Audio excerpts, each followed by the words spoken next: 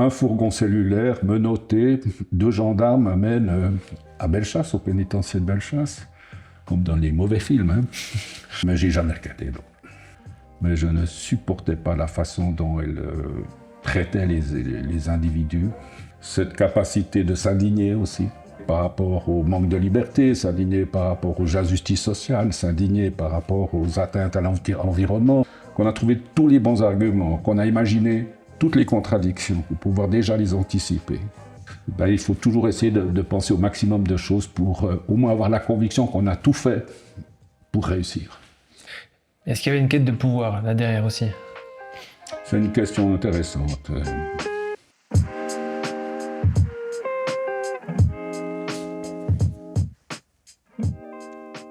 Bonjour tout le monde, bienvenue sur Papetage. Aujourd'hui, on a la chance de rencontrer et papeter avec l'ancien président de la Banque nationale suisse, avocat, ancien conseiller aux États, conseiller d'État à Neuchâtel et aujourd'hui président d'une multitude d'institutions.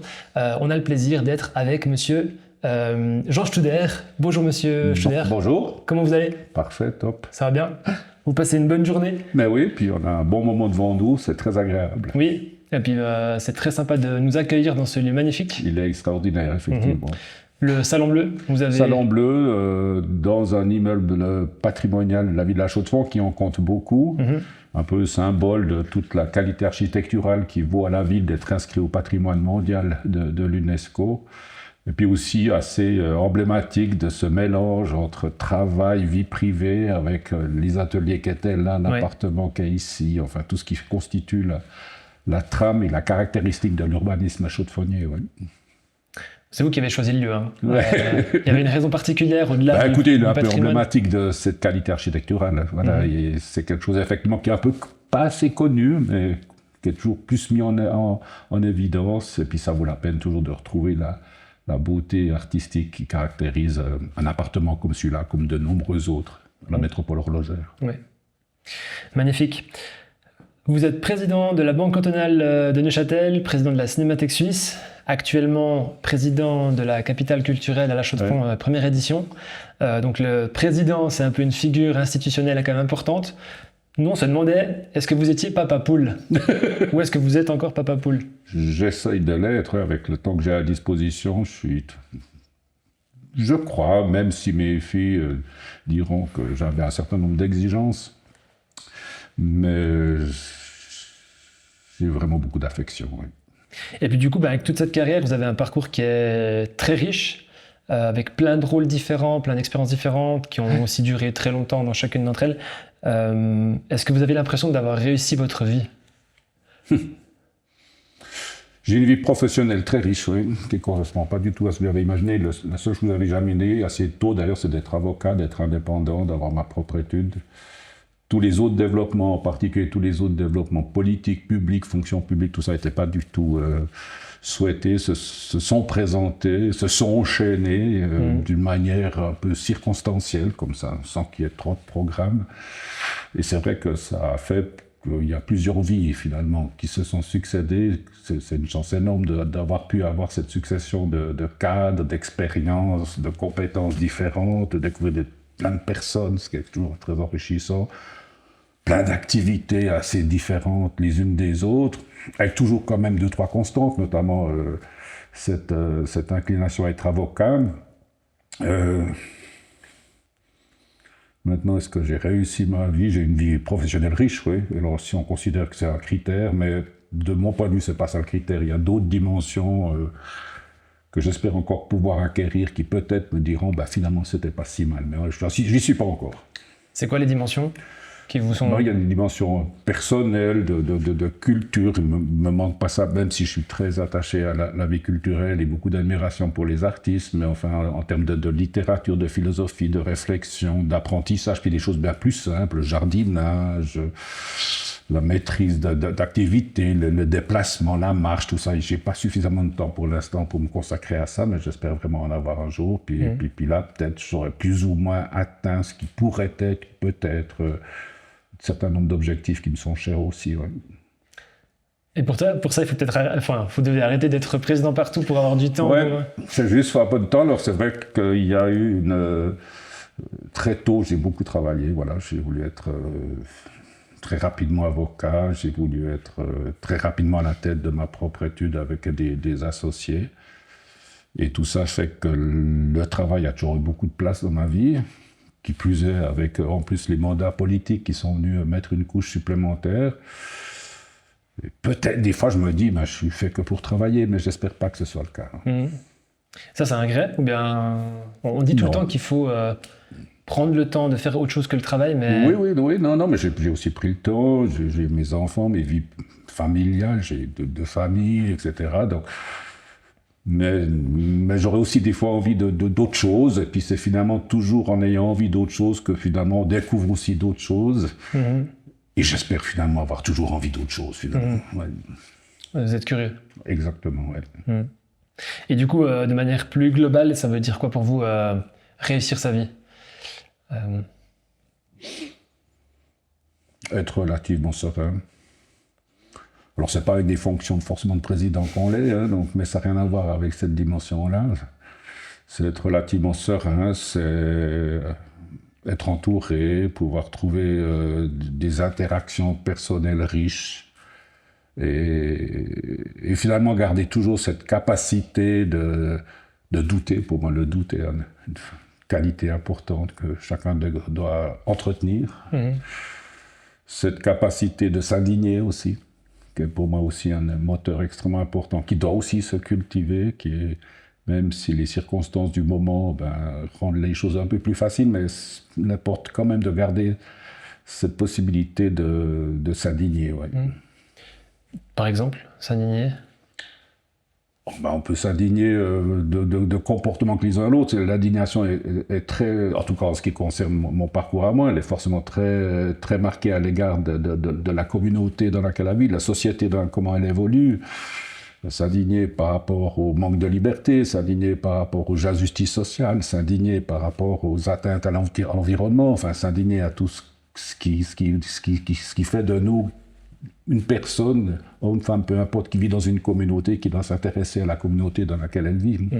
C'est ça qui vous a amené à faire de la politique ou bien? Oui, ça doit être un facteur important, une sorte de volonté d'engagement au service de la communauté, de ne pas être simplement un spectateur, même si je comprends parfaitement que certains estiment que ça doit être leur rôle, mais pas seulement, mais d'être un peu un acteur de changement. C'est un des facteurs importants qui a guidé mon action publique. Ouais, ouais, ça c'est quelque chose... on réfléchit beaucoup à ça, enfin je pense que les générations plus jeunes réfléchissent beaucoup à ça actuellement, de se dire, on n'a pas envie de trop se stresser, on n'a pas envie de donner toute notre vie à une entreprise ou à un job.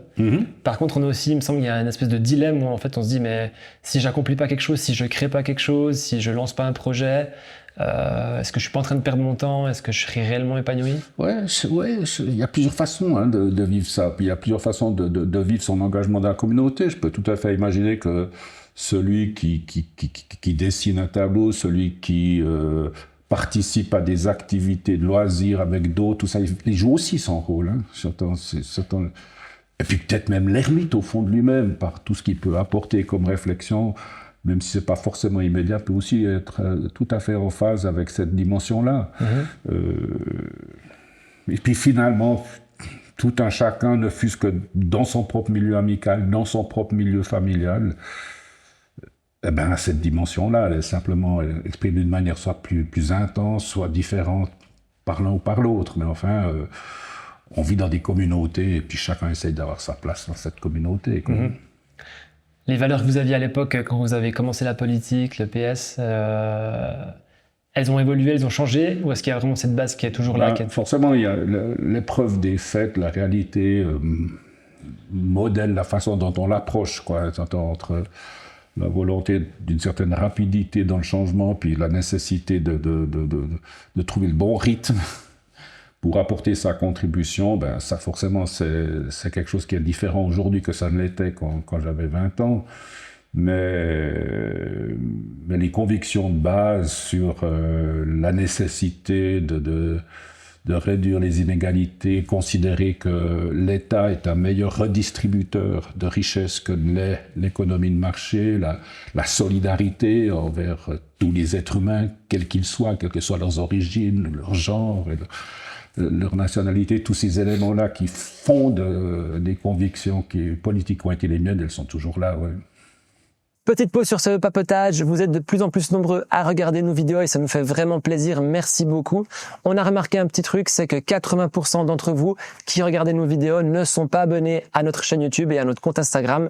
Le meilleur moyen de nous soutenir dans ce projet et de nous permettre de vous amener plus de contenu de manière plus régulière et de qualité, c'est de vous abonner à la chaîne YouTube et à notre compte Instagram.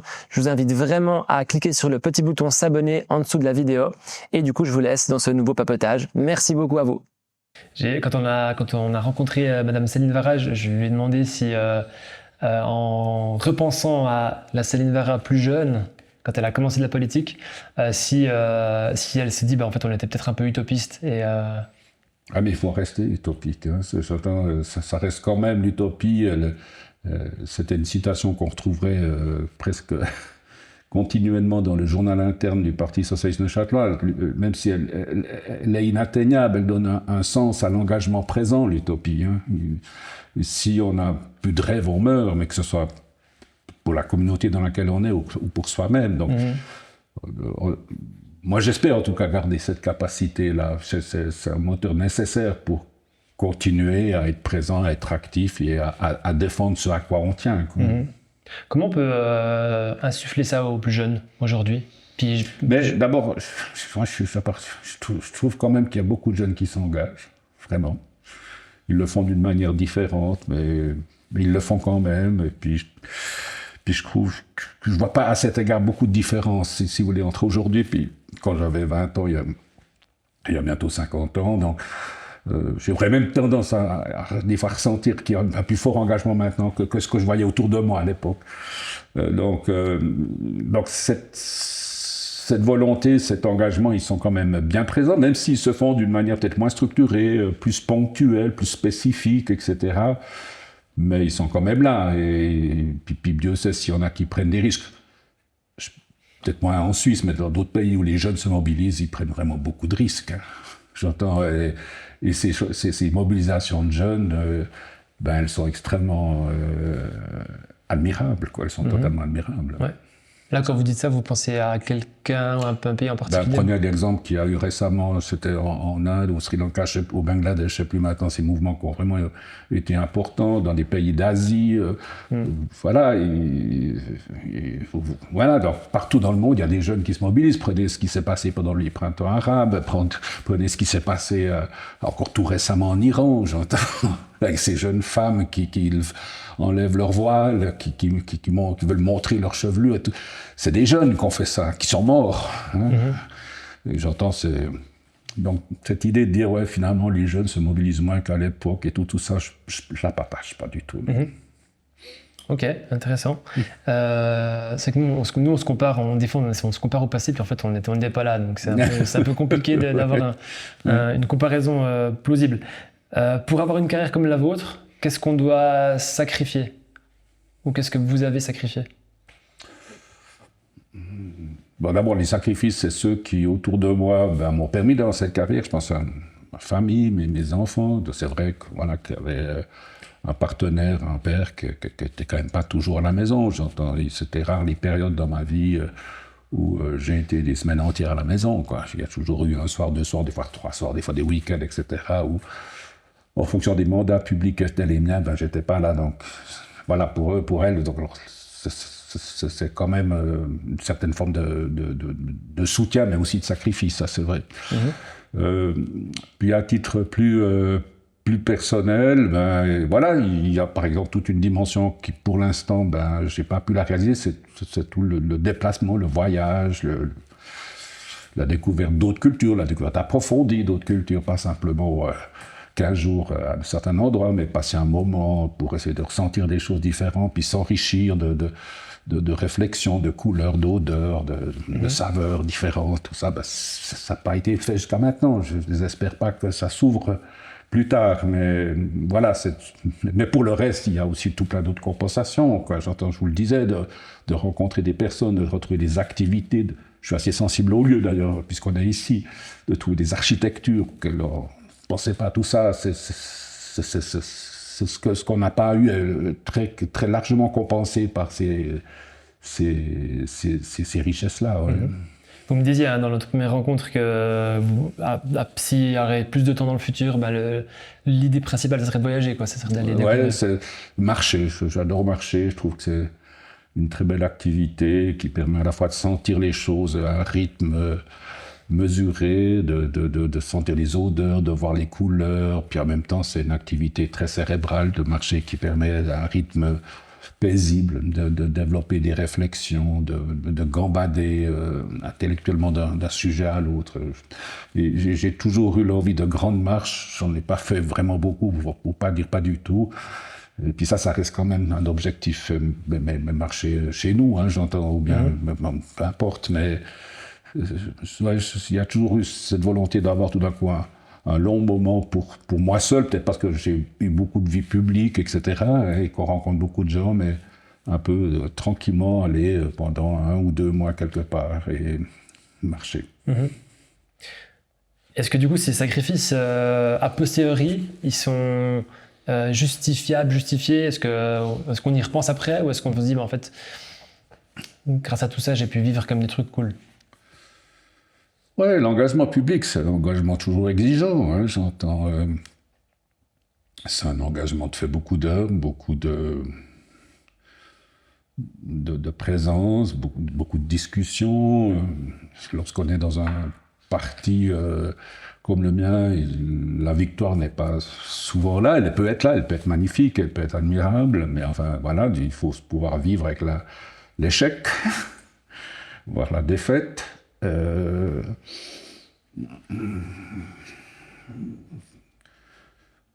Ouais,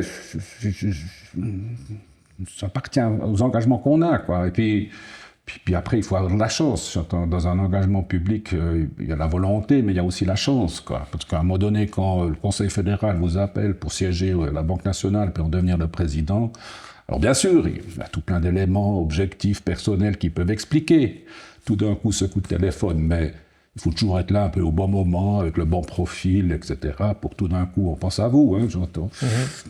Voilà, tout ça fait partie, je disais toujours, il faut, pour réussir, il faut la contrainte, la volonté, la chance, quoi. Et ça vaut aussi pour un peu tout ce qu'on fait dans sa vie, quoi.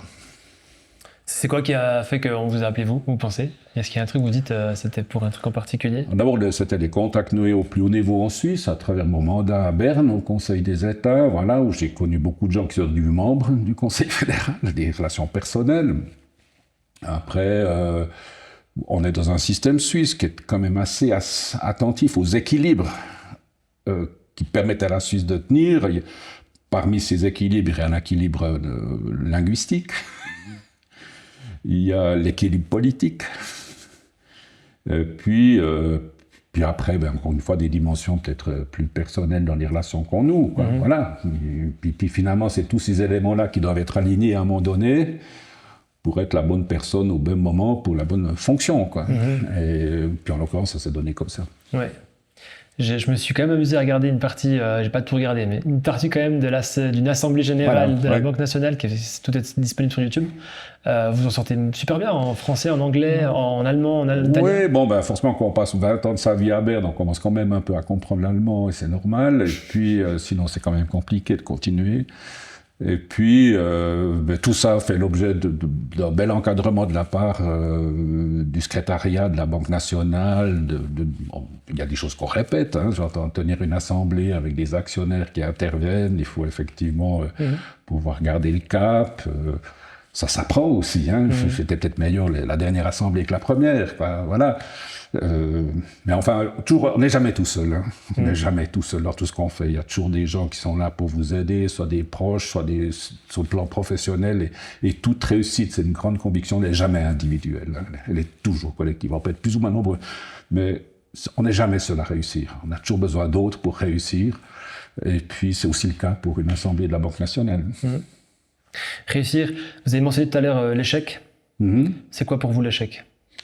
L'échec, c'est très simple, c'est ne pas se donner tous les moyens pour réussir.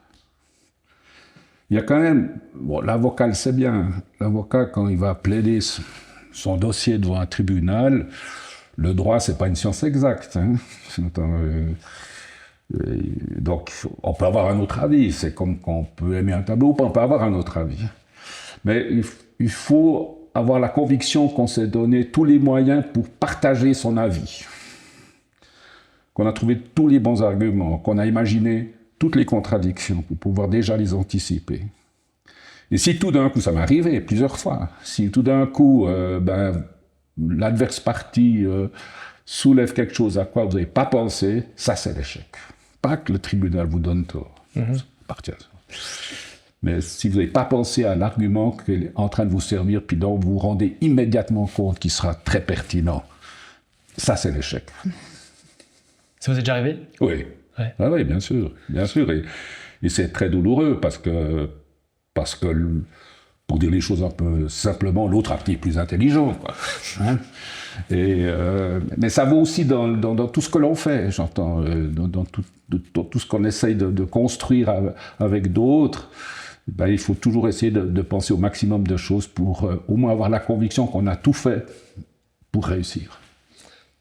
Vous vous sentez compétiteur? Vous avez envie de gagner tout le temps ou bien c'est pas... Compétiteur, je refuse pas la contradiction. Je suis quelqu'un d'assez combatif, oui. Mais si je perds en étant certain que je me suis donné tous les moyens de gagner, ça ne m'empêchera pas de dormir. C'est si je ne me suis pas donné les moyens que ça m'empêchera de dormir. Dans la politique aussi, je pense qu'il faut être à même de... accepter les victoires, c'est facile, mais accepter aussi beaucoup les défaites. Ouais, c'est comme ça. Ou alors on est dans un système en Suisse de démocratie où cet apprentissage se fait quasi en permanence, ne serait-ce que par les votations régulières qu'on a sur le plan communal, cantonal, fédéral, ou dans un parti minoritaire comme le mien l'est sur le plan national. On sait que 2 fois sur 3, 3 fois sur 4, 4 fois sur 5, on sera dans la minorité. Donc, mais ça n'empêche pas que l'idée soit bonne, n'empêche pas que de reprendre l'idée peut-être d'une autre manière. Et des fois, il faut revenir plusieurs fois sur le sujet pour qu'enfin il soit accepté, on le sait. Donc c'est vrai que sur le plan public, politique, c'est un bon pays pour apprendre l'échec, notamment lorsque on a les valeurs qui sont les miennes. Ouais. Puis justement, comment on fait à... comment on développe, est-ce qu'on peut développer la résilience par rapport à toutes ces étapes où... On est obligé, parce que sinon vous n'arrivez plus, quoi. Si vous n'êtes pas capable de surmonter l'échec, notamment dans des fonctions publiques qui sont les vôtres, vous n'arrivez pas à poursuivre, quand vous ne trouvez plus l'énergie pour continuer à vous rendre 1 fois, 2 fois, 3 fois par semaine à telle réunion, d'essayer de convaincre les autres. Donc la résilience, elle est quasi inhérente à la poursuite de tout mandat public, parce que sinon, vous n'arrivez pas à vous relever. C'est quand même épuisant, non? Ça de devoir convaincre les gens, oui, puis des fois de se battre, alors qu'on sait qu'on est déjà... Oui, bien sûr que c'est épuisant, mais il y a des fois des bons moments, quoi. Des bons moments... quand tout d'un coup, une idée qui vous est chère, finalement est acceptée par le Parlement devant laquelle vous la défendez, par vos collègues au Parlement ou par la population, parce que vous êtes engagé dans cette campagne, c'est des très bons moments. Est-ce que dans cette vie professionnelle très intense, il y a des décisions qui ont été très difficiles à prendre?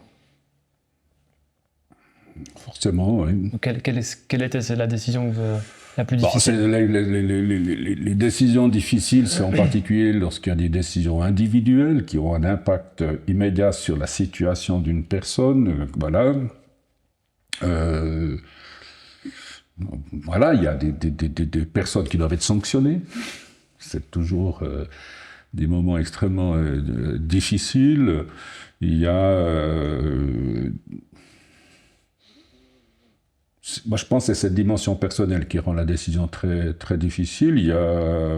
Après, il y a des choix qu'on doit faire sur les outils qu'on va utiliser.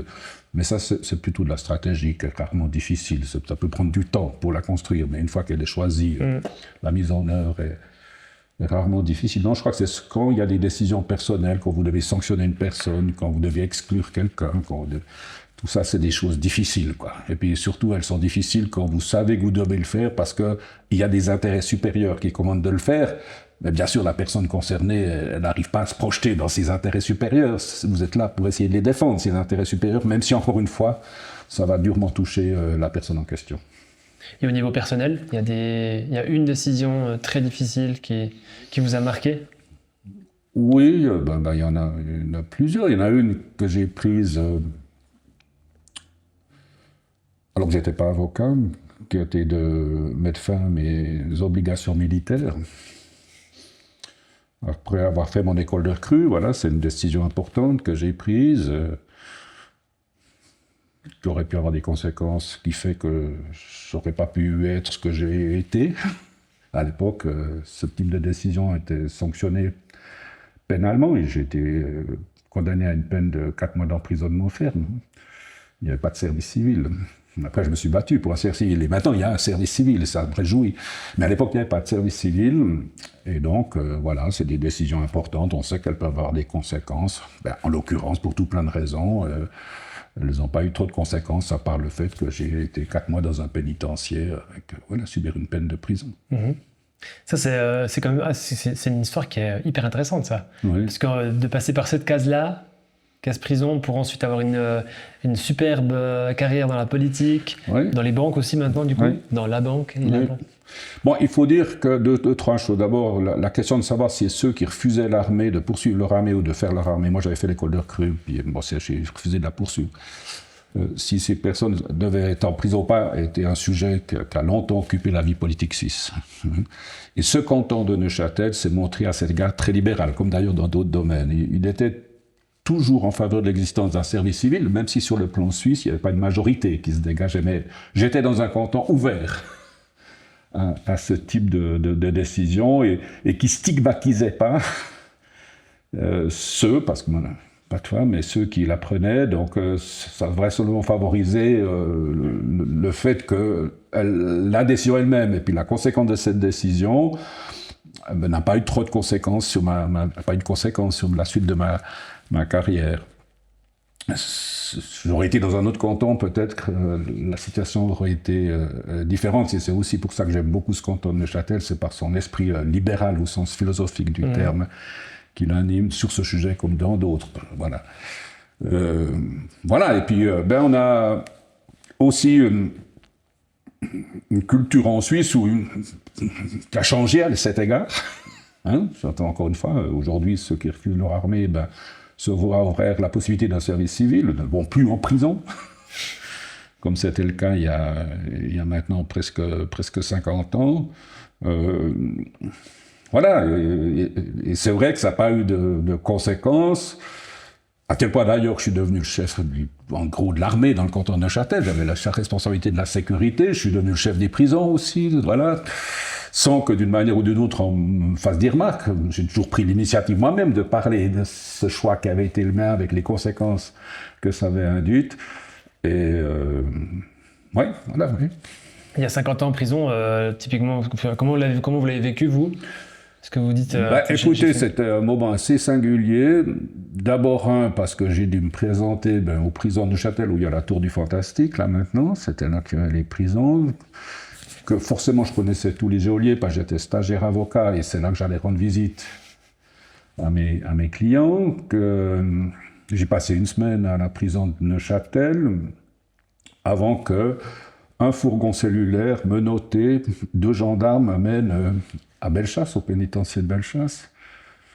Mais dans un cadre, il faut bien le dire, alors certes, tout le monde était mélangé, j'étais avec tous les détenus, il n'y avait pas un statut particulier pour ceux qui étaient là pour des raisons liées à l'armée, mais un statut privilégié. Pourquoi ? D'abord parce que je savais qu'après ces 4 mois, j'aurais une activité professionnelle, que 4 mois, en fait, par rapport à ceux qui étaient là pour des durées bien plus longues. C'est quand même assez bref. Et puis j'avais une amie. Donc quand vous avez ces 3 critères qui sont réunis, ben vous êtes un peu un privilégié, parce que la plupart des détenus sont là pour des périodes plus longues, ne savent pas ce qu'ils vont faire une fois leur peine exécutée, et puis une bonne partie n'a pas de relation affective. Donc c'était intéressant, je dis toujours, ça a été un peu ma formation post-universitaire, ces 4 mois en milieu pénitentiaire, j'ai appris plein de choses sur le monde carcéral, l'isolement, enfin bref, c'était très riche en termes d'expérience, mais sans que ça ait eu de conséquences particulières. Est-ce qu'à un moment donné, vous vous êtes dit j'ai fait une connerie, ou bien vous dites bon, en fait, non, j'ai respecté non, j'ai les jamais eu valeurs. ce sentiment, non, j'ai jamais eu ce sentiment. Ça n'a pas été facile pour mes proches, en particulier mes parents qui ont souffert de voir. Je me souviens de ma mère en pleurs qui m'a amené à la prison de Neuchâtel, comme dans les mauvais films. Hein. Mais j'ai jamais regretté. Non. Bon, dans une décision un peu particulière, c'est qu'à la fois mon refus de continuer l'armée n'était pas lié à la contestation de l'armée en tant que telle, mais je ne supportais pas la façon dont elle traitait les individus. Donc c'était effectivement une contestation plutôt qui ne remettait pas en cause la possibilité d'avoir une armée, mais c'était la façon dont elle était organisée. Voilà. Bon, ça montre que même si on a des expériences qui sont peut-être très négatives ou mal perçues en tout cas par la société ou le système judiciaire, on peut quand même ensuite se frayer un passage vers des trucs. J'ai beaucoup de collègues conseillers d'État qui avaient, après je l'ai appris par la suite, qui avaient eu ce parcours un peu identique, qui avaient été aussi objecteurs, qui avaient été aussi réfractaires, enfin bref, et puis qui après avaient trouvé leur place, qui avaient été élus, réélus, parfois même avec beaucoup d'appui de l'ensemble de leur population pour puis où cette décision, ce parcours n'avait eu aucune conséquence sur leur trajectoire. Je ne suis pas un cas isolé. Hein. Oui.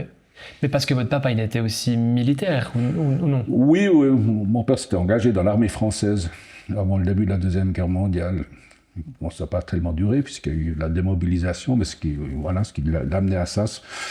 Et c'est vrai que du côté de ma famille, voir le petit dernier, parce que je suis le petit dernier, devoir rentrer en prison, c'était quelque chose d'un peu unique, un peu comme ma profession d'avocat. Il n'y a pas d'autres avocats dans ma famille, comme mon engagement politique. Il n'y a personne d'autre dans ma famille qui a fait de la politique. Voilà, c'était un peu particulier. Ouais.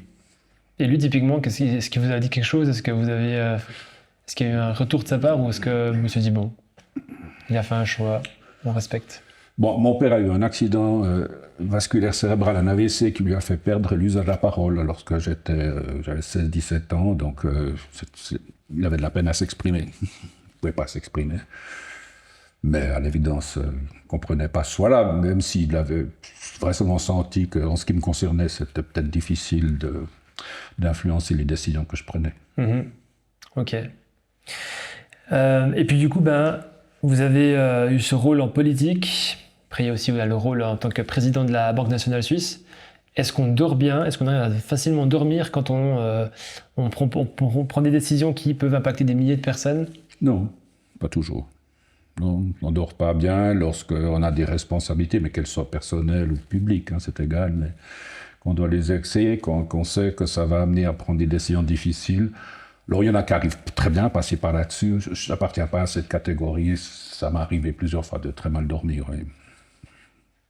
Et là, du coup, vous faites quoi? Comment vous vivez ça, vous? Alors, il se trouve que je n'ai pas besoin forcément de beaucoup d'heures de sommeil. Ça, la nature m'a donné cette qualité pour les fonctions qui ont été les miennes. Voilà, et puis à un moment donné, vous allez respirer, vous allez marcher, mais pas aussi longtemps que je souhaiterais le faire plus tard, mais enfin voilà, vous essayez de vous détendre, vous essayez de vous raisonner, puis vous essayez d'imaginer, faites un peu de sophrologie, ce qui va se passer, comment ça peut se passer, etc. Voilà, mais ça appartient au job, quoi, c'est sûr. C'est comme quand, voilà, il y a plein de gens qui ont des soucis professionnels qui empêchent aussi, perturbent leur sommeil, au personnel. Hein, et puis jusqu'à ce jour, j'ai pas eu de gros soucis de santé, voilà. Donc tous les soucis que j'ai eus, c'est des soucis que j'ai un peu choisis, compte tenu des engagements qui ont été les miens. Le souci de santé, vous le choisissez pas, et ça, c'est encore d'autres dimensions. Ouais, on dit que quand on a des problèmes, on a plein de problèmes, mais quand on a un problème de santé, on a un seul problème. Ouais, exactement. Et il est gros. Exactement. Ouais, j'ai vraiment beaucoup de chance. Voilà. Et puis en politique, j'imagine qu'on croise aussi souvent des gens qui n'ont pas forcément autant à cœur le bien commun, le bien de la population. Oui. Bien sûr, vous rencontrez des gens qui n'ont que des intérêts personnels. Mais ça, avec l'expérience, vous arrivez rapidement à les identifier, vous arrivez rapidement peut-être à essayer de les amener à avoir des perspectives plus larges que leur seule personne ou leur seul but un peu égoïste. Bien sûr. Hein. Et ça, typiquement, comment on gère Soit on voit qu'on peut arriver quelque part ensemble, soit on constate que non. Vraiment, la valeur ou les valeurs qui sont exprimées par l'interlocutrice, l'interlocuteur, le comportement, les choix qui sont faits sont inconciliables. Puis après, on se consacre à d'autres. Ouais, je pose la question parce qu'en fonction du parti politique duquel on appartient, potentiellement on se dit c'est l'engagement politique, il est là pour ça en fait, pour le bien commun et puis... Oui, mais il y a des gens qui sont convaincus du bien commun, même avec des conceptions politiques différentes des miennes, parce qu'ils voient le monde un peu autrement. Et puis c'est finalement dans l'échange, l'écoute, que peut-être on va trouver un chemin qui va pas totalement satisfaire l'un et l'autre, mais qui permettra un peu d'avancer, quoi. Et puis du coup, pour être politicien, être dans la politique, est-ce qu'il faut avoir des talents d'acteur? Non. Bon, certes, avoir une certaine facilité pour s'exprimer est quand même un peu nécessaire, je dirais. Mais ça s'apprend. Hein. Ça ne doit pas forcément être inné, ça s'apprend. Et ça s'apprend pas forcément à l'université, pour dire les choses. Je connais plein de gens qui ont pas fait d'université, qui étaient des gens extrêmement convaincants, très bons orateurs, qui travaillaient trouver les images, les formules, vraiment des modèles. Il faut avoir une capacité de s'exprimer. C'est une personne qui serait timide, et qui aurait de la peine à parler devant une assemblée, ça peut être compliqué, quoi. C'est ce qui n'enlève rien à ses qualités et à la profondeur de ses valeurs. Mais j'entends, ça peut être compliqué. Mais acteur, non, c'est pas nécessaire. Même si peut-être, par définition, lorsqu'on est devant un parlement, lorsqu'on est devant une assemblée politique, et puis qu'on doit amener les gens à adhérer à ce que l'on est en train de dire, forcément on peut avoir des attitudes, des comportements, des structures d'éloquence qui font que ça ressemble un peu à un acteur, mais je pense vraiment pas. Vous avez un truc inné ou bien vous avez dû... Alors bon, il y avait deux aspects. J'ai toujours eu ma vie sur deux voies. Il y a l'avocat qui doit plaider devant un tribunal, donc forcément qui doit pouvoir s'exprimer, qui doit pouvoir construire son argumentation.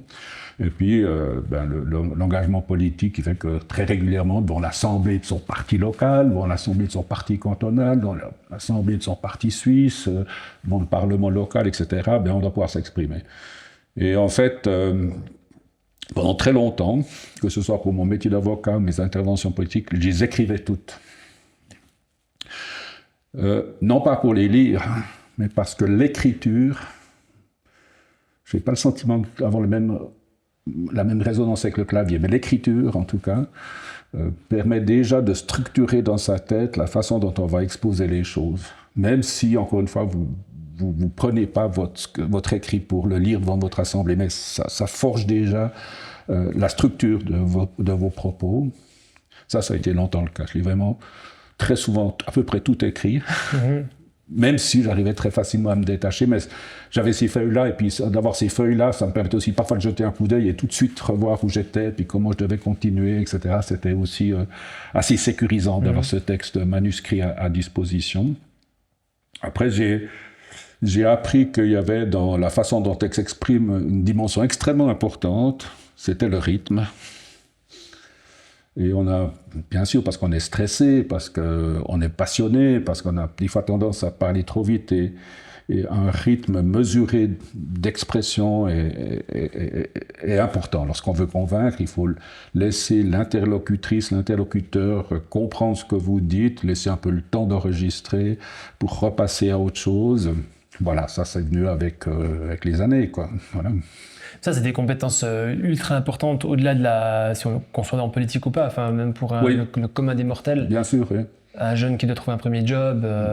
Ouais, voilà, écoutez, moi ça m'a pris quand même quelques années. Hein. Ouais, ça m'a pris quelques années, mais ça s'est développé ainsi. Et voilà, puis maintenant, j'ai appris aussi, à force d'écrire, à pouvoir structurer mon propos mentalement, en sachant très bien que j'ai 4 arguments et puis que je les rappelle, parce que j'ai encore une assez bonne mémoire, et puis j'ai plus besoin d'autant écrire. J'arrive assez facilement à... Mais vous savez, dans une vie politique, vous êtes amené à vous exprimer sur beaucoup de sujets. Hein. Et puis la médiatisation exponentielle de la vie politique m'amène parfois à dire, en fait, les politiciens, c'est comme des jukebox. Hein.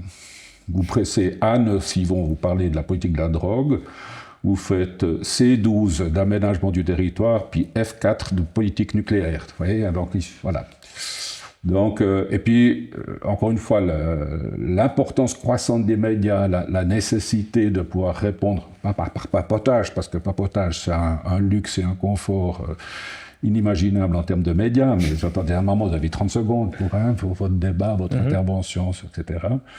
Donc, finalement, cette médiatisation significative de la vie politique a vraisemblablement aussi favorisé et amélioré l'expression du personnel politique.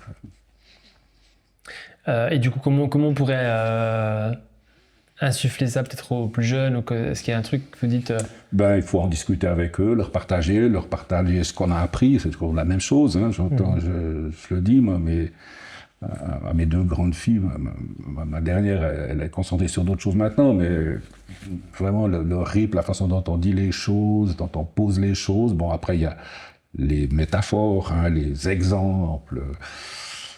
Tout ça joue un rôle dans l'argumentation qu'on doit développer, mais il faut le partager avec eux. Et puis tant mieux si eux savent à 30 ans ce que j'ai peut-être appris à 45. Quoi. Par rapport à la métaphore justement du jukebox, j'ai une question qui m'est venue. Est-ce que quand on occupe ces postes-là, que ce soit dans la politique ou président de la BNS, est-ce qu'on comprend vraiment tout ce qui se passe ? Alors, à défaut de tout comprendre, je pense qu'on sent toutes les choses. Et puis on sent que ce qui est en train de se dire, de se faire, c'est plutôt juste ou plutôt faux. Même si on ne comprend pas tout le détail, hein, mais on sent les choses, quoi. Et ça aussi, c'est une question d'apprentissage, d'expérience et tout. Et puis, si ce sentiment qu'est le vôtre se confirme après une nuit, je pense qu'il est juste. Donc, l'idée, c'est aussi d'écouter son instinct. Oui, c'est aussi important d'observer ce qu'on ressent, et puis d'écouter effectivement cet instinct, ça compte beaucoup. Ouais. Je dis, moi, il y a vraiment peu de décisions à prendre qui sont urgentes au sens strict du terme. Même si elles sont importantes. Il y a vraiment peu de décisions. Il faut vraiment décider dans l'heure. Heureusement qu'il y en a peu. Et quand vous avez vraiment une décision importante, ce bon vieux proverbe qui dit que la nuit porte conseil, je le recommande à tout le monde. Hein. Laissez reposer les choses. Si le lendemain matin, vous avez le même avis que le jour précédent, c'est qu'en principe, vous avez raison. Hein.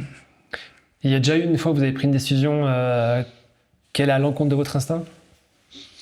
Écoutez, quand vous êtes dans un gouvernement ou dans une formation minoritaire, forcément, hein, un gouvernement chez nous en Suisse, à quelque niveau que ce soit, prévaut le principe de la collégialité. Qu'est-ce qui doit vous amener à défendre la position que le gouvernement a acceptée, même si elle ne correspond pas à celle que vous avez soutenue devant vos collègues, mais devant le Parlement, vous devez jouer ce rôle-là. Donc, alors, une formation d'avocat qui amène à devoir plaider des dossiers peut aider à se convaincre et à être ainsi convaincant. Hein. C'est clair, on n'a jamais plus convaincant que lorsqu'on est soi-même convaincu.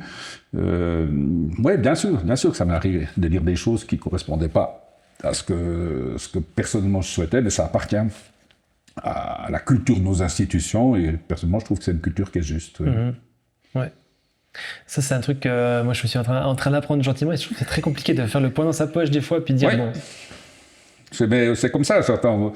Il faut bien se rendre compte que vous avez une fonction, et puis vous devez être à la hauteur de votre fonction, et puis ça implique parfois, effectivement, d'avoir une attitude qui ne correspond pas tout à fait avec vos convictions.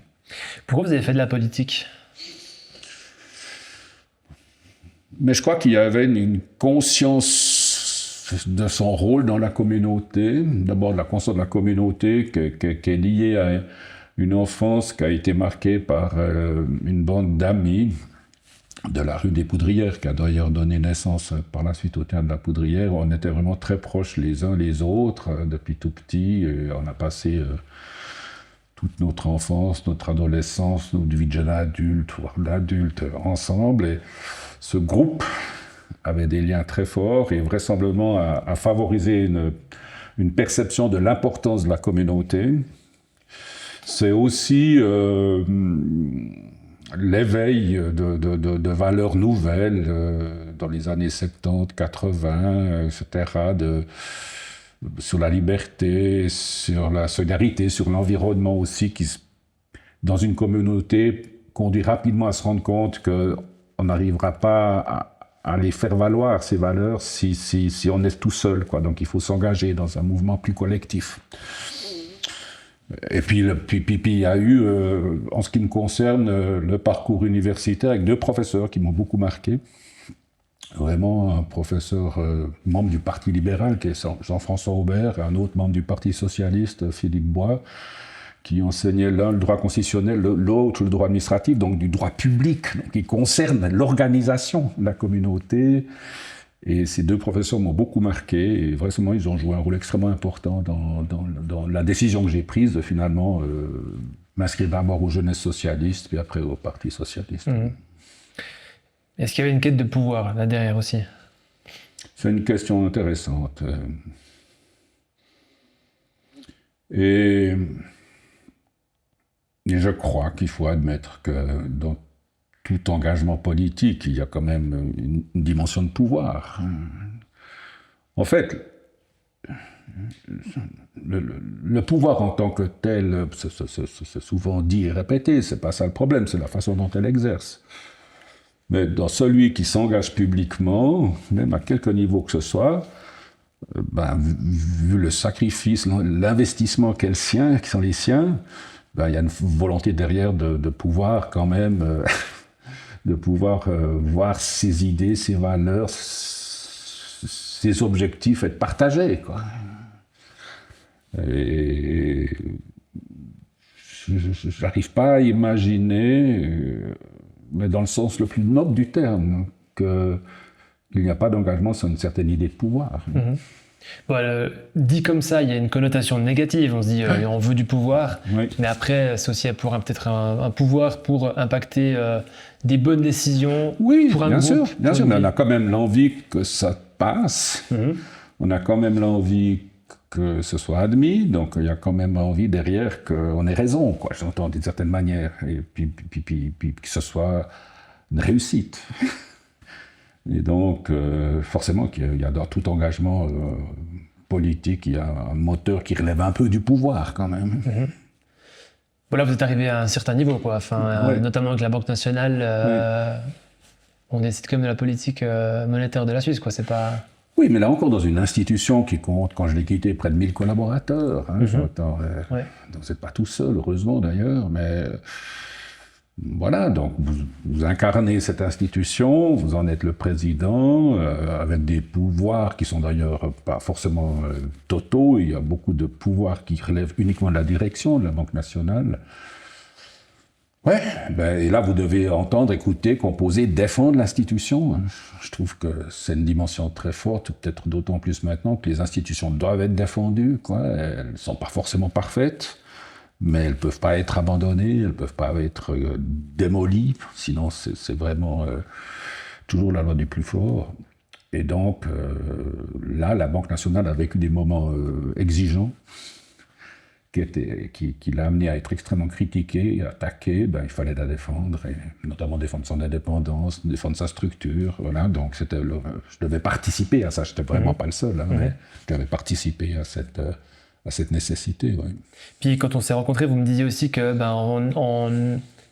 en arrivant à ces niveaux-là, il y a aussi quelque chose sur lequel on doit travailler, de ne pas perdre pied. Et puis... Oui, ça, il ne faut jamais... ça, c'est vraiment une discipline personnelle. Surtout quand vous avez à peu près tout qui s'ouvre devant vous. Bref. Jamais oublier que tout ce qui s'ouvre devant vous, toute l'admiration apparente qu'on manifeste à votre personne, tout ça est lié à la fonction qui est la vôtre, et puis que cette fonction a un temps, et puis qu'elle est certes captivante, qu'elle est intéressante, mais la vraie vie, elle est finalement ailleurs, quoi. J'entends, elle est avec ses proches, avec celles et ceux qu'on aime, avec ses amis, avec... voilà. Et ça, il faut toujours l'entretenir, quoi. Il faut toujours l'entretenir. J'entends, et je connais plein de personnes qui parfois l'ont oublié, et qui, lorsque les honneurs les ont quittés, ont vraiment mal vécu cette période. Des personnes de gauche, de droite, c'est égal. Mais il faut faire attention à ça. Et il faut toujours cultiver son petit jardin et puis se rendre compte que celui-là, il est vraiment important, plus encore que les réceptions, les voitures de fonction, les tapis rouges, puis les verres de champagne. C'est hyper actuel, hein, parce que maintenant avec les réseaux sociaux, on voit que on met beaucoup en avant la réussite rapide, l'argent, le statut ou l'image simplement. Oui. Vous en pensez quoi de tout ça?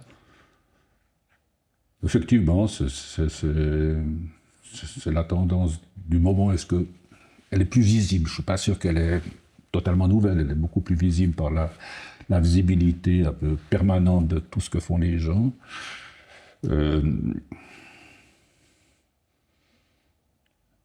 C'est rarement profond, c'est souvent factice, c'est rarement durable, c'est très court dans le temps, c'est très superficiel, puis c'est finalement, au fin de compte, pas très intéressant.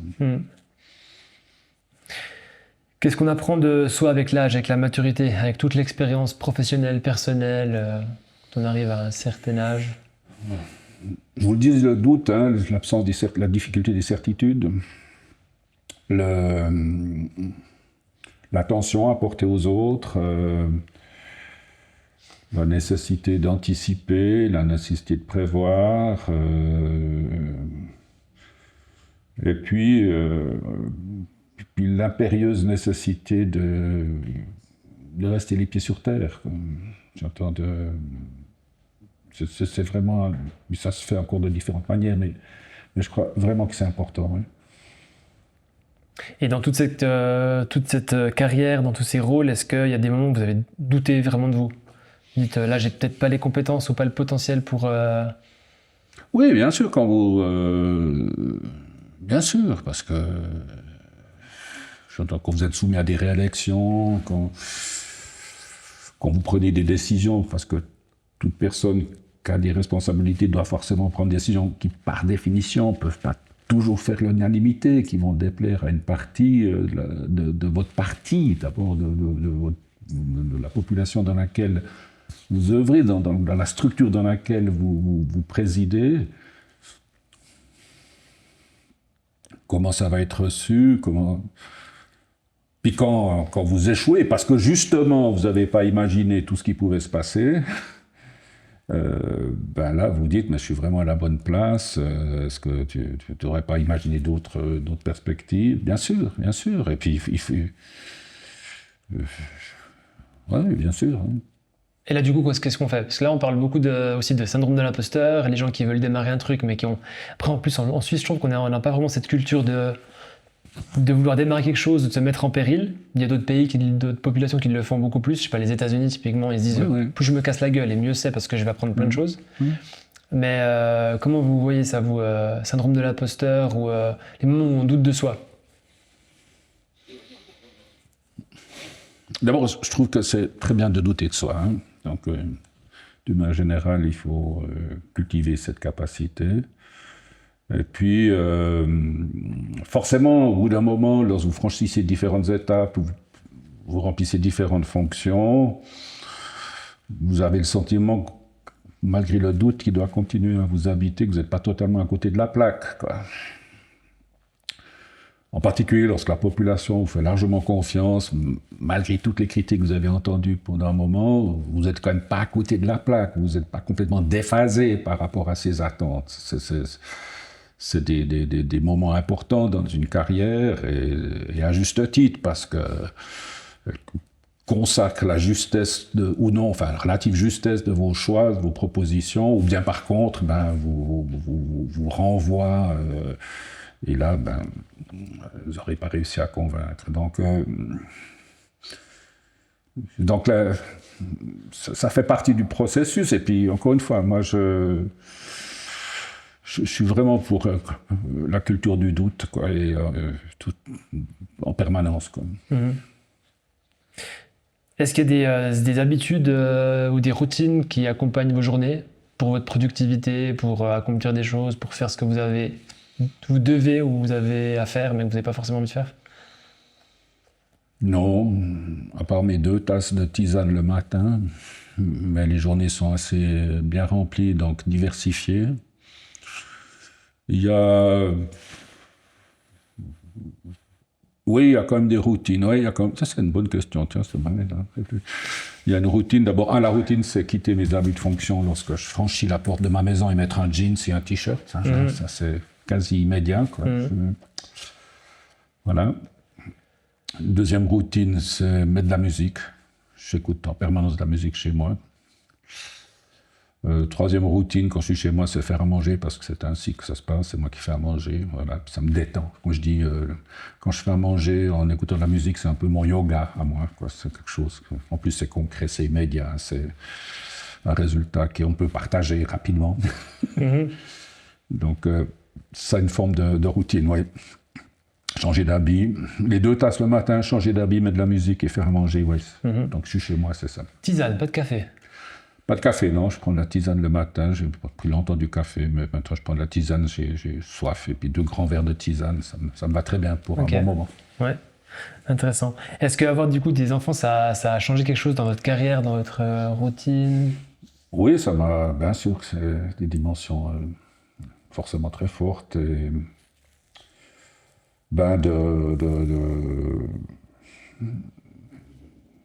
une certaine humilité quand même, hein. Les enfants vous amènent à une certaine humilité, quoi. J'entends humilité dans ce qu'ils sont, de la façon dont ils croissent et dans l'accompagnement que vous devez pouvoir leur apporter, humilité dans les contestations ou les arguments qu'ils développent pour s'opposer à vous, c'est bien. Humilité aussi par rapport à l'amour qu'il vous porte, l'attention qu'il requiert. Non, mais évidemment, c'est des dimensions extrêmement fortes. Et du coup, ça n'a pas forcément changé quelque chose dans votre trajectoire professionnelle? Vous avez réussi à tout concilier? Oui, mais encore une fois, parce que je dors peu, et puis parce que j'ai pas eu de soucis de santé, hein. C'est ça la chance, hein, quand même. J'entends puis des partenaires qui ont été compréhensifs. J'entends, il faut le dire aussi. Donc, même si, voilà, j'essaie d'être aussi présent que ça pouvait l'être selon les périodes de ma vie et tout, et des enfants que j'ai toujours amenés à considérer leur père en dehors de tout ce que pouvaient dire les médias et tout, etc. Donc, j'ai toujours cultivé cette dimension en disant votre père n'est pas celui que vous entendez à la radio, vous voyez à la télé, que vous entendez dans les assemblées, voilà. Et effectivement, pour l'instant, j'ai le sentiment que ça fonctionne bien. Oui. C'est facile ça d'avoir deux casquettes complètement différentes? Si c'est défendu, hein, si vous le promouvez auprès des vôtres, hein, en disant si vous entraînez pas votre entourage dans l'apparence des fonctions. Hein. Ouais, c'est pas très compliqué. Ouais. Pas très compliqué. Mais ça se cultive, hein, ça se cultive. Je me souviens de mes deux grandes filles adolescentes, qu'on allait ensemble en ville, ben bon, elles étaient à 10 mètres derrière moi parce que tous les gens se studiaient, puis ci, puis ça, puis elles en avaient marre, puis à un moment donné, j'ai dit, vous avez raison, vous venez plus avec moi, bien, je vais plus en ville, enfin, je sais pas. Mais ça se cultive, ça. Et ça il faut vraiment que... Parce que forcément, ça cause dans le collège, ça cause dans les milieux professionnels, et encore ces derniers mois, donc... Mais elles savent très bien, quoi. Je crois qu'elles sont très conscientes que leur père, il est ce qu'il est avec ses qualités et ses défauts, puis c'est pas forcément la personne qu'on voit régulièrement dans les médias et tout. Ouais. Ça doit pas être simple là, quand même, autant pour elle que peut-être pour vous. Oui, c'est pas simple non plus pour elle, oui. C'est pas simple pour elle, mais il faut leur apprendre à vivre avec ça, quoi. Et puis, il faut leur apprendre, parce qu'après, il y a les affiches, enfin, tout ce qui fait la vie politique. Hein, donc, puis forcément, quand vous êtes ado, etc., selon les remarques qu'on fait sur votre père, qui est sur l'affiche, puis qui est candidat, et puis qui apparaît à la télé, qui fait l'objet d'interviews dans le journal local, enfin, etc. Eh ben, il faut leur dire, non, ben, ça c'est ma vie publique, mais ce qui compte, c'est la relation privée qu'on a. Quoi. Mm-hmm.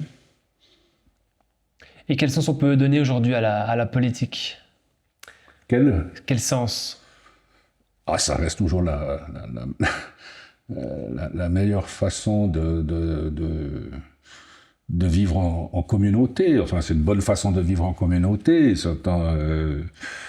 Et Dieu sait si les temps qu'on vit montrent combien l'engagement dans la communauté peut être important si on ne veut pas que des dérives personnelles continuent à faire le mal qu'elles font déjà. Quoi. Mm-hmm.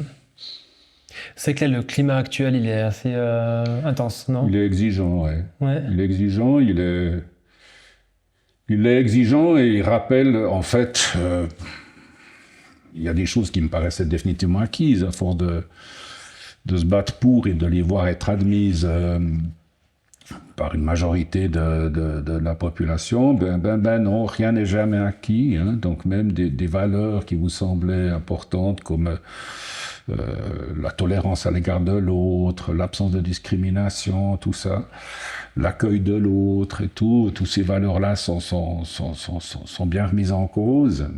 Et ben voilà, ça exige toujours de la vigilance.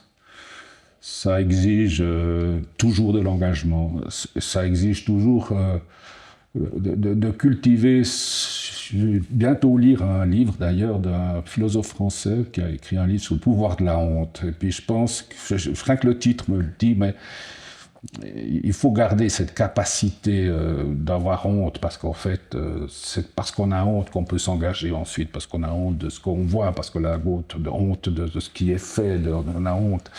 Et il faut garder ça en permanence.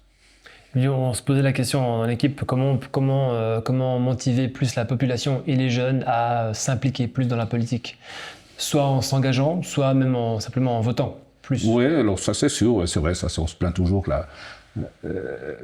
la jeunesse vote pas assez, s'engage pas assez. Je pense pas que c'est nouveau. Je pense qu'on ne sait pas parce que c'est pas nouveau qu'il ne faut pas veiller à ce que ce soit mieux. Hein, donc, mais encore une fois, même si vous allez trouver ça assez partisan, mais si j'examine mon parti socialiste neuchâtelois, je suis extrêmement fier de lui parce qu'il est rempli de jeunes, quoi. Et ça, c'est à mon avis une des plus belles richesses d'une formation politique, c'est d'avoir des jeunes, et il y en a beaucoup dans ce parti, qui ont plein d'avenir devant elles. Et donc, en tout cas, si je regarde ma famille politique ici sur le terrain local, cantonal, ce constat, je ne le fais pas. On termine avec une petite section un peu culture. Ouais. Parce que du coup, il y a la capitale culturelle chaux-de-fonnière, on est dans un lieu magnifique. L'humoriste Desproges disait que la culture, c'est comme un parachute, quand on n'en a pas, on s'écrase. Vous en pensez quoi ? Ouais, c'est juste. Mais elle peut avoir tout plein de dimensions, la culture. Hein. J'entends, il y a la culture au sens connaissance des arts, etc. Mais il y a aussi la capacité que tout le monde peut avoir, indépendamment des connaissances culturelle au sens strict, à s'émouvoir, quoi, à rigoler, à pleurer, à s'émerveiller, par un son, par un spectacle, par une couleur, par une représentation, j'entends. Voilà. Et cette capacité-là, elle est vraiment essentielle. De mon point de vue, cette capacité-là et cette capacité à la ressentir, mais à cette capacité à la créer, qui est d'ailleurs le propre de l'artiste, est une des dimensions les plus extraordinaires de l'être humain, quoi. J'entends quand vous voyez une petite sculpture étrusque qui respire la sensualité, la douceur, le rêve, et qui date de milliers d'années, quand vous voyez un Chaplin, un Charlot, qui vous fait encore mourir de rire des générations et des générations et des générations, alors qu'on est au tout début de cette nouvelle industrie cinématographique. Quand vous écoutez un morceau de, je sais pas, quelle musique actuelle, enfin peu importe, que vous écoutez dans votre voiture, vous écoutez chez vous, puis que vous êtes saisi par la capacité que cet artiste a eu de mettre différemment en harmonie toujours les mêmes 7 notes qui constituent la base pour vous faire quelque chose qui est totalement nouveau alors que vous en connaissez déjà une masse de musique. Moi, je suis ému, je suis admiratif, puis je suis reconnaissant à l'égard de celles et ceux qui arrivent à créer ça, quoi. Mm-hmm. Du coup, vous avez mentionné la cuisine, vous avez mentionné la musique. Mm-hmm. Est-ce que là, typiquement, si vous pouviez troquer toute votre carrière actuelle pour une carrière d'artiste, donc imaginons qu'il n'y aurait pas eu de la politique, qu'il n'y aurait pas eu les conseils d'administration, etc., est-ce que là, vous ferez vous dites, bon, ok, ouais, j'aurais bien voulu vivre... Oui, il y a eu des velléités de l'être. J'avais consacré une partie de mon adolescence à la peinture, à la création. Bien évidemment, la musique, quoi. J'entends une grande frustration que la mienne, c'est de ne pas jouer d'instrument de musique, quoi. J'adore le piano, je trouve que c'est un des plus beaux instruments. Son son est magnifique, quels que soient d'ailleurs les styles qu'il sert. Mais bien sûr, quoi, essayer de... Bien sûr, ça c'est une dimension importante qui me fait totalement défaut. Ouais. Vous avez fait du théâtre en étant jeune. J'ai fait du théâtre avec ses amis de la Poudrière. Ouais. Voilà. On a commencé par des théâtres de marionnettes et eux, ils ont poursuivi pour certaines carrières professionnelles avec succès d'ailleurs. C'était aussi l'époque où le théâtre, l'expression corporelle était beaucoup mise en avant dans le cadre scolaire. Voilà, j'ai un peu de théâtre. Ouais. Mm-hmm. Il y a eu le théâtre de la Poudrière, et puis du coup, vous me racontiez aussi qu'il y avait ce bar qui est né à Neuchâtel.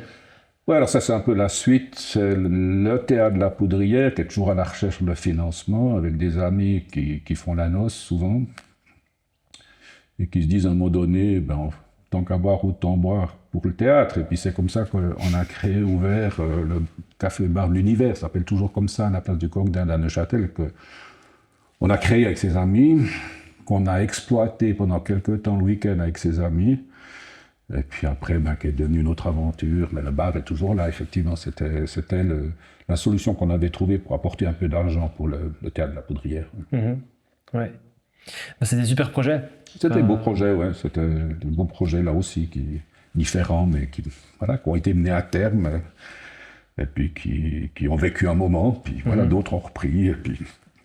C'est ainsi qu'il fait aussi ça, la résilience. Hein. C'est accepter que, on a eu la chance de pouvoir participer à ce projet, et puis ce projet maintenant, il n'existe plus, il y en a d'autres qui sont ouverts, tant mieux, quoi. Bon, en tout cas, moi, quand j'y suis allé, on voit que c'est peuplé de jeunes, mais pas que. Il y a aussi, tout à fait, culturellement, c'est très varié, quoi. Donc voilà, puis avec aussi le développement que le Nouveau Nancy a donné, c'est bien, quoi. Mais c'est vrai que initialement c'était quelque chose d'assez. Ça décidé un soir, un soir. On va ouvrir un bar parce que.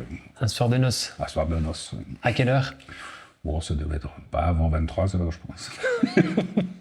Un peu plus tard. Je pense. Ok. Et puis finalement, qu'est-ce que ça représente pour vous d'être aujourd'hui à la tête de la capitale culturelle? C'est une grande chance, même si c'est assez sportif. Je ne cache pas. C'est une grande chance parce que c'est un projet totalement nouveau en Suisse. Hein.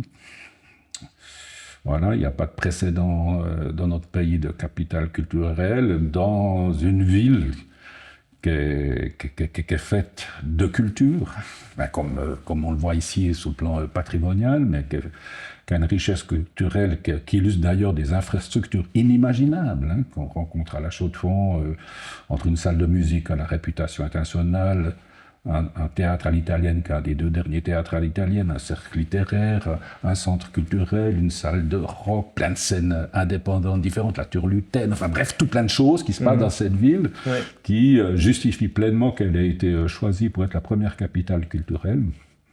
Et ben voilà, participer à quelque chose de nouveau qui est appelé à se répéter tous les 3 ans en Suisse, dans ce milieu-là rempli de culture, ben, c'est une grande chance. Oui. Et donc début 2027 ? Voilà, ça commence le 31 décembre 26. Voilà, passera le cap sous l'enseigne de capitale culturelle et ça va se dérouler tout au long de l'année 27. Une durée aussi exceptionnelle. Il n'y a pas, à ma connaissance, d'événements culturels en Suisse qui durent sur une année. Ça ne veut pas dire que chaque jour, il y aura un spectacle particulier ou pas. Il y a des choses qui vont durer, ne serait-ce que des expositions qui vont durer. Mais tous les mois, il y aura déjà des nouveaux thèmes, il y aura des manifestations spéciales. On espère vraiment que le programme très riche les équipes sont en train de construire arrive à séduire largement au-delà de notre canton. Oui. On pourra vous y voir, j'imagine. Je pense que je serai là, oui. Ouais, on pourra trinquer avec vous. Tout à fait, oui. Magnifique, top. Exactement. Merci beaucoup, monsieur Studer, c'était super. C'était très confortable d'avoir autant de temps. C'est pas très habituel que dans un média, on ait ce confort-là de pouvoir... Et puis c'est toujours très intéressant parce que c'est le genre de discussion qui vous amène aussi à réfléchir. Des fois, on ne prend pas assez de temps pour réfléchir soi-même. Il faut être un peu provoqué comme vous le faites maintenant. Et c'est donc toujours un bon moment. J'espère que ce n'était pas trop inconfortable. Non, ça allait très bien. Ok, magnifique. Merci beaucoup en tout cas. Merci. Moi, j'ai pris beaucoup de plaisir. J'espère que les gens qui vont voir cette vidéo apprendront plein de choses ou bien... oui. Voilà. Si vous avez des questions pour Monsieur Studer, n'hésitez pas à les mettre en commentaire dans la vidéo YouTube. Merci beaucoup d'avoir visionné cette vidéo. Et puis, je vous invite vraiment à vous abonner à la chaîne pour nous soutenir, pour avoir plus de contenu de manière régulière. Et merci beaucoup.